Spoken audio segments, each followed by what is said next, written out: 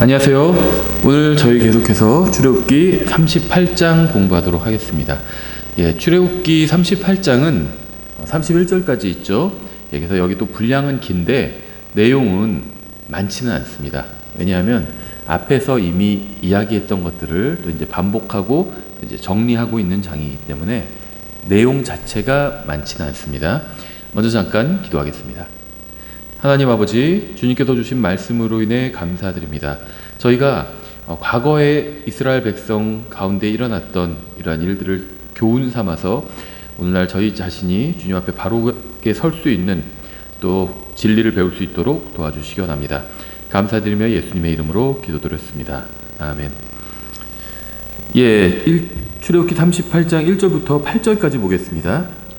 그가 시팀나무로 번제 헌물 제단을 만들되 그것의 길이를 5규빗, 너비를 5규빗으로 하여 그것을 네모 반듯하게 하고 그것의 높이는 3규빗으로 하였으며 제단의 네 귀퉁이에 제단의 뿔들을 만들되 제단의 뿔들을 제단과 같은 것으로 만들고 제단을 놋으로 입혔으며 제단의 모든 기구 곧 솥들과 부삽들과 대야들과 고기 갈고리들과 불 옮기는 그릇들을 만들되 제단의 모든 기구를 놋으로 만들었더라. 그가 제단을 위해 놋 그물을 만들어 제단의 가장자리 밑에 달아 제단의 중간에 이르게 하고 그 놋 그물 네 끝에 고리 4개를 부어 만들어 막대들을 놓을 자리가 되게 하며 시틴나무로 막대들을 만들어 그것들을 놋으로 입히고 그 막대들을 제단의 양쪽에 있는 고리들에 끼워 제단을 나르게 하였으며 제단은 널빤지로 속이 비게 만들었더라. 그가 놋으로 물두멍을 만들고 그것의 받침도 놋으로 만들었으니 곧 회중의 성막문에 모인 여인들의 거울들로 그것을 만들었더라. 제단과 관련해서 많은 기구들의 기본적인 재료가 이제 놋이었죠. 그래서 놋으로 많은 기구들을 만들게 되는데요.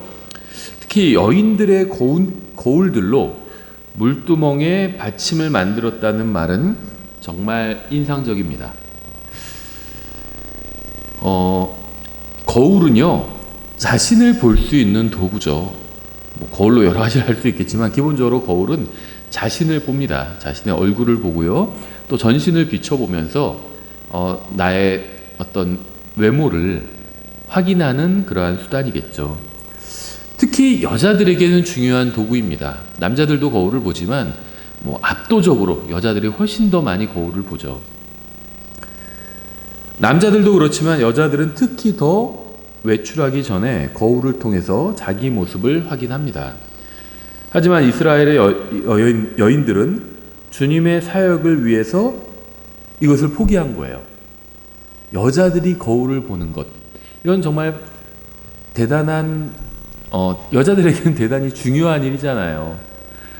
당시 이스라엘 백성들이 우리나라도 마찬가지, 세계 어디도 마찬가지일 텐데요. 거울이 넘쳐나지 않았죠. 지금은 어디 가나 거울이 넘쳐나고 손쉽게 거울을 구할 수 있었지만 과거에는 이 동이나 놋으로 된 거울을 구한다는 것은 결코 쉬운 일이 아니었습니다. 그래서 이런 금속으로 이루어진 어떤 물건들을 갖는 것은요, 일상적인 일은 아니었죠. 이것이 하나의 재물이 되었다는 겁니다. 아주 귀한 재물이 되었어요. 특히 여자들에게 이 놋으로 된 거울은 아주 귀한 재물이었죠. 하지만 이스라엘의 여자들은요, 주님의 사역을 위해서 자기를 포기했습니다. 하나님으로 인해 마음이 감동받은 여인들은 자신의 외모를 꾸미는 것보다 주님의 사역이 더 중요하다고 생각했고, 그래서 놋 거울을 주님께 드려서 물두멍을 만들 수 있게 했습니다. 그래서 여인들의 거울이 주님을 섬기기 위한 물두멍이 되었습니다. 개인이 소유하고 있던 것이, 가지고 있던 것이 그것을 주님께 내어드리자 주님을 섬기기 위한 도구로 바뀌었다는 겁니다. 자신의 외모만을 보는 용도로 사용하던 놋 거울이 주님을 섬기기 위해서 깨끗하게 씻는 물두멍이 된 겁니다. 주님의 사역은 이렇게 누군가의 희생을 통해서 이루어집니다. 예수님께서는 친히 이러한 본을 보여주셨죠. 우리가 자신을 희생해서 주님을 섬긴다면 주님께서는 대단히 기뻐하실 것이고 넘치게 우리의 섬김에 대해서 보상해 주실 겁니다. 우리는 하나님의 자녀로서 내면과 외면 모두 깨끗해야 합니다. 하나님께 경배를 드릴 때 깨끗한 손과 깨끗한 얼굴과 깨끗한 옷을 입고 주님 앞에 나아가는 것은 합당한 일이죠. 외모도 중요해요. 외모도 중요합니다. 꼭 잘생겨야 된다는 게 아니죠. 깨끗하게 외모를 가꾸는 것도 중요하다는 겁니다. 주님께 경배 드리러 나올 때 가능하면 깨끗한 옷을 입고 정중한 옷을 입고 가는 게 중요하죠. 이 옷차림에 따라서 어떤 행위도 따라간다는 그런 말이 있더라고요. 뭐 절대적으로 그렇진 않겠지만 많은 경우에 있어서 그렇다는 겁니다. 그래서 우리나라는 좀 그런 경우가 드문데요. 외국에서는요, 소위 뭐 고급 식당 같은데 들어가려면 드레스 코드를 맞춰야 돼요. 옷차림을 맞춰야 된다는 겁니다. 왜 그런 걸 요구할까요? 아마 옷차림을 점잖게 하고 오면, 드레스 코드를 요구한 데는 다 어떤 점잖은 옷차림을 원하는 거죠. 옷차림을 점잖게 하면 행동도 점잖아지기 때문인 것 같아요. 이게 절대적인 얘기는 아니겠지만, 그러니까 외면도 분명히 중요합니다. 무시할 수 없어요. 사람들은 외면을 중요하지 않는 사람 전 본 적이 없습니다. 다 외면을 중요시 여겨요. 사람이나 물건이나 겉모양 다 중요하게 여깁니다. 그런데 하나님께 나갈 때는 그냥 아무렇게나 하고 나간다, 이렇게 생각한다는 건 그건 좀 대단히 잘못된 거죠. 누가 자기에게 아무렇게나 생긴 걸 주면, 주문을 했는데 아무렇게나 생긴 걸 주면은 화를 내면서 자기가 하나님 앞에 나아갈 때 아무렇게나 하고 나간다면 그거는 좀 모순이잖아요. 비싼 옷을 입어야 된다, 그런 말을 하는 게 아닙니다. 비싼 것으로 몸을 치장해야 된다, 그런 말을 하는 게 아니에요. 깨끗하게 또 정중하게 하고 주님 앞에 경배를 드리러 나가는 것이 합당하지 않느냐는 겁니다. 그래서 외명도 중요합니다. 외면도 중요해요. 하지만 그것보다 훨씬 더 중요한 것이 우리의 마음입니다. 내면이에요. 우리는 주님 앞에 깨끗한 마음을 가지고 나아가야 합니다. 제가 외면도 중요하다고 말씀드렸고 옷차림도 중요하다고 말씀드렸지만, 아무리 정중한 옷차림을 하고 주님 앞에 나와도, 교회에 가도 마음이 회개하지 않은 마음으로 나아간다면 그건 아무 소용이 없겠죠. 사람들은 주로 우리의 외모를 보지만 주님께서는 주로 우리의 마음을 보십니다. 그래서 외면도 중요해요. 외면이 중요하지 않다 이렇게 말할 수 없습니다. 외면도 중요하지만 내면, 마음이 훨씬 더 중요하다, 이렇게 말할 수 있겠죠. 예, 계속해서 좀 길게 인용해 보겠습니다. 9절부터 23절까지 보겠습니다. 그가 뜰을 만들었는데 남쪽을 향한 남쪽 면에 가늘게 꼰 아마실로 만든 뜰의 현수막들이 있더라. 그것들은 100규빗이더라. 그것들의 기둥이 20개요. 노수로 만든 그것들의 밑받침이 20개며 그 기둥들의 갈고리들과 띠들이 은이더라. 북쪽 면에 달 현수막들이 100규빗이더라. 그것들의 기둥이 20개요. 노수로 만든 그것들의 밑받침이 20개며 그 기둥들의 갈고리들과 띠들이 은이더라. 서쪽 면에 달 현수막들이 50규빗이더라. 그것들의 기둥이 10개요. 그것들의 밑받침이 10개며 그 기둥들의 갈고리들과 띠들이 은이더라. 동쪽을 향한 동쪽 면에도 50규빗이더라.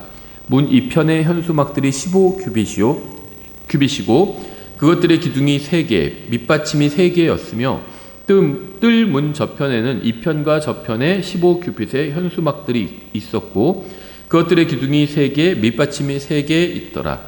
뜰 둘레의 모든 현수막은 가늘게 꼰 아마실로 만들었으며 기둥들의 밑받침들은 노시오, 기둥들의 갈고리들과 띠들은 은이며 그것들의 기둥 머리들은 은으로 입혔고 또 뜰의 모든 기둥은 은으로 띠를 둘렀더라.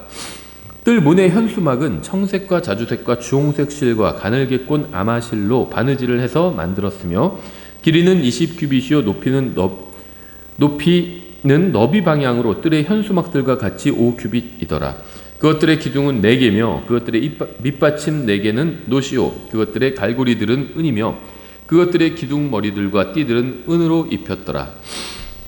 성막의 모든 말뚝과 뜰 둘레의 말뚝들은 노시더라. 성막 곧 증언의 성막에 대한 총계가 이러하니 그것은 레위 사람들의 섬기는 일을 위해 제사장 아론의 아들 이다말의 손으로 모세의 명령에 따라 계산한 것이니라. 유다 지파에 속한 훌의 손자 우리의 아들 브살레엘이 주께서 모세에게 명령하신 모든 것을 만들었고, 단 지파에 속한 아이사막의 아들 아홀리압이 그와 함께 하였는데, 그는 새기는 일을 하는 사람이요 정교한 기술자로서 청색과 자주색과 주홍색 실과 고운 아마실로 술을 놓는 자더라. 사람들은 저마다 자기가 할 수 있는 일을 하면서 주님을 섬겼습니다. 모두 하나님께서 자신에게 시키신 일을 행한 거죠. 하나님께서 자신에게 시키신 일을 말씀하신 그대로 행하는 것은 정말 아주 좋은 훌륭한 간증입니다. 물론 우리가 간증할 때 자기가 어떻게 죄를 지었다가 다시 어떻게 회복됐는지 이런 거를 성도들 앞에서 이야기하는 것도 간증이죠. 하나님께서 내 안에서 일하신 것 혹은 나를 위해서 일하신 것을 이야기하는 것도 당연히 간증입니다. 좋은 간증이에요. 근데 하나님께서 말씀하신 그대로 내가 행했고 이런 일들이 나타났다. 이런 것들을 사람들 앞에서 알리는 건 정말 너무나도 좋은 간증이 되겠죠. 지성소 안에는 하나님의 증언궤가 있었고요. 그 안에는 하나님의 말씀이 있었습니다. 그래서 그걸 증언궤라고 부르는 거죠. 그 궤 안에 하나님의 말씀, 십계명 두 돌판이 있었잖아요. 주님께서는 사람들에게 말씀을 주셨습니다. 말씀을 담고 있는 성막은 그 말씀대로 행하여 만든 사람들의 말, 간증이기도 했습니다. 사람들은 주님께서 말씀하신 대로 성막을 만들었어요. 사람들은 주님께서 지정하신 색과 크기와 모양과 재료를 사용했고, 주님께서 주신 재능으로 주님께서 지정하신 방법으로 성막을 만들었습니다. 그들은 진심을 다해서 주님의 명령에 온전히 순종했습니다. 이것이 바로 이들의 간증이었어요. 주님을 믿고 그분의 말씀대로 행하는 것은 사람이 가질 수 있는 가장 좋은 간증인 동시에 주님을 기쁘시게 해드리는 것입니다. 하나님께서는 성막 안에 있는 언약궤를 통해서 증언하셨고, 사람들은 말씀대로 성막을 만들므로 행위를 통해 자신들의 순종을 증언했습니다. 하나님의 증언과 사람들의 증언이 성막에서 만났던 겁니다. 이렇게 성경은 하나님과 인간의 달콤한 교제를 성막을 통해서 잘 보여줍니다. 하나님께서 말씀하셨고, 사람들은 자신들이 하나님의 말씀에 순종한다는 것을 성막을 만드는 행위를 통해서 입증했다는 겁니다. 우리 믿음은요, 행위로 드러나게 됩니다. 믿음이 행위는 아니에요. 그렇죠? 행위는 믿음이 아니고. 믿음 없이 어떤 걸 행할 수도 있습니다. 그러니까 믿음과 행위는 분명히 달라요. 하지만 믿음 안에는 행위가 들어가 있습니다. 그 행위가 드러나지 않을 때도 있죠. 행위가 드러나지 않아도 믿음 안에 행위가 있고 믿음이 있는 겁니다. 하지만 정말로 무엇인가를 믿는다면, 그 행위가 또 드러날 기회와 시간이 있다면 자연스럽게 행위가 드러나게 됩니다. 그걸 성경은 믿음의 행위라고 부르고 있죠. 또 정말 내가 무엇을 믿는다면 행위가 결국에는 나오게 돼요.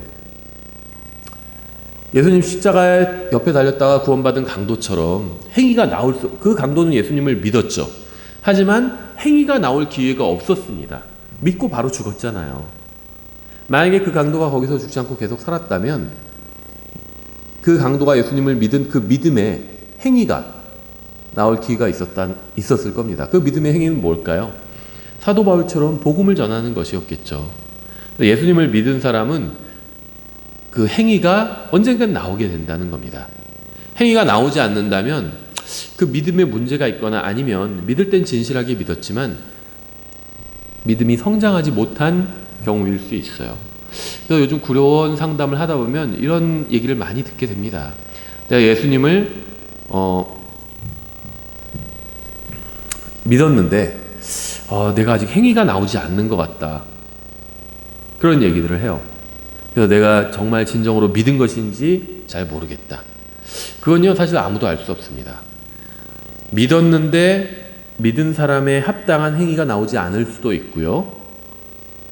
믿지 않았기 때문에 믿음에 합당한 행위가 나오지 않을 수도 있습니다. 그거는 본인만이 알아요. 그런데 해결책은 있어요. 믿었는데 믿지 않았는데 행위가 나오지 않았다. 그래서 결국 믿음이 없었다는 것으로 내가 확신이 든다면 예수님을 진정으로 믿으면 됩니다.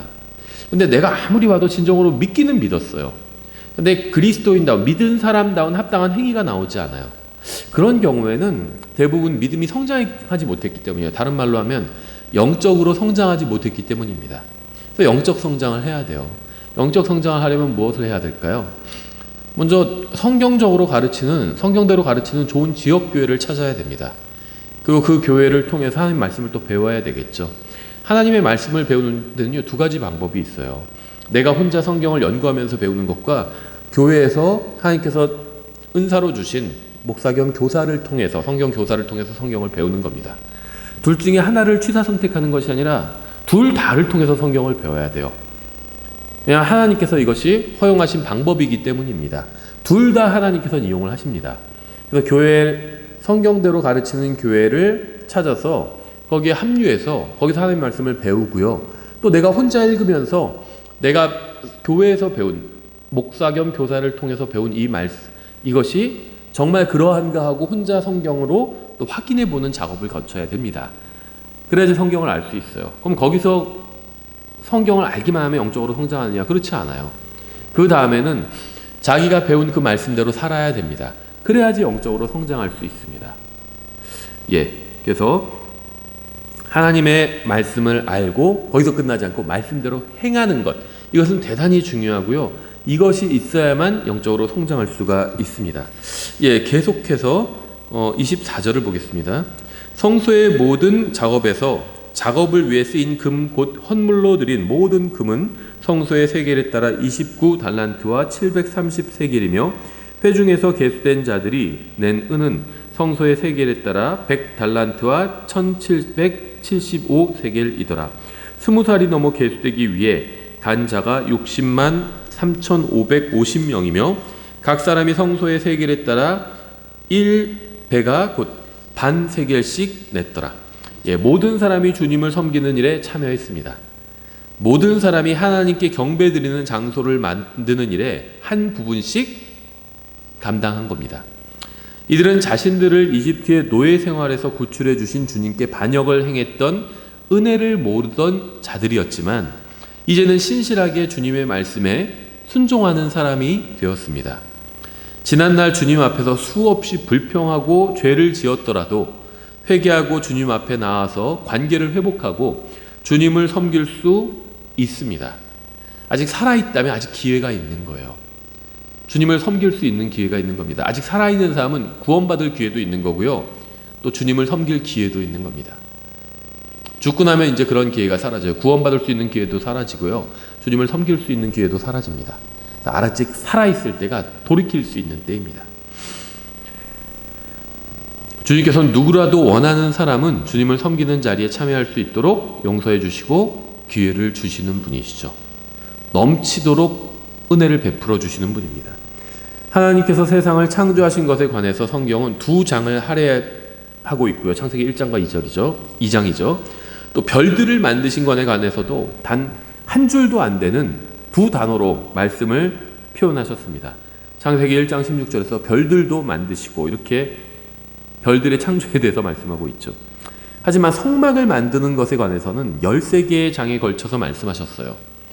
성막을 만드는 것에 관한 말씀은 출애굽기에서 33%나 차지하고 있는 겁니다. 로마서 1장에 의하면 하나님께서는 자신의 창조를 통해서 자신의 영원하신 신격과 권능을 보여주셨습니다. 하지만 주님께서는 구속을 더 중요하게 여기셨어요. 또한 구속받은 인간과 나누는 교제를 중요하게 여기셨습니다. 성막은 하나님께서 사람과 만나시는 장소입니다. 성막에 대한 설명이 길어지는 이유는 바로 하나님께서 사람과 만나시는 것을 얼마나 중요하게 여기시는지를 잘 보여주고 있습니다. 이제 27절부터 끝까지 보겠습니다. 은 100달란트로 성소의 밑받침들과 휘장의 밑받침들을 부어 만들었는데 밑받침 하나에 1달란트씩 100달란트로 100개의 밑받침을 만들었으며 또 그가 1775세겔로 기둥의 갈고리들을 만들고 그것들의 기둥 머리들을 입히며 띠로 둘렀더라. 헌물로 드린 놋은 70달란트와 2400세겔이더라. 그가 그것으로 회중의 성막문 및 받침들과 놋 제단과 놋 제단에 쓸 놋 그물과 제단의 모든 기구를 만들었으며 또 뜰 둘레의 밑받침들과 그 뜰 문의 밑받침들과 성막의 모든 말뚝과 뜰 둘레의 모든 말뚝을 만들었더라. 말뚝은 영구적으로 사용하기 위한 것은 아니죠. 여기에 나온 여러 가지 기구들은 교회와 관련해서는 고린도전서 12장에서 말씀하시는 것처럼 여러 가지 영적 선물, 영적 은사들과 관련이 있습니다. 성막의 모든 기구들은 서로 다른 크기와 용도로 만들어졌지만 모두 주님을 섬기는 데 필요한 것들이었습니다. 마찬가지로 그리스도의 몸 안에 있는 모든 지체들은 각자 선물을 가지고, 그러니까 은사를 가지고 그 은사들을 모두 주님을 섬기고 그리스도의 몸을 세우는데 사용해야 되겠죠. 그러니까 각 사람에게 주어진 모든 은사는 다 그리스도의 몸을 세우기 위해서 필요한 것들이라는 겁니다. 구원받은 사람 중에 은사가 없는 사람이 없고요. 또 우리가 가지고 있는 은사 중에 주님의 몸에 필요 없는 것은 없습니다. 다 필요해요. 그러니까 구원받은 모든 사람들은 그리스도의 몸을 세우는데 다 필요하다는 겁니다. 다 어떤 역할을 할 수 있다는 거예요. 다 주님을 위해서 일할 수 있다는 겁니다.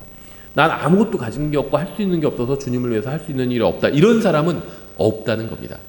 모두가 주님을 섬기는데 참여할 수 있고요. 또 모두가 지역교회를 세워나가는데 참여할 수 있다는 겁니다.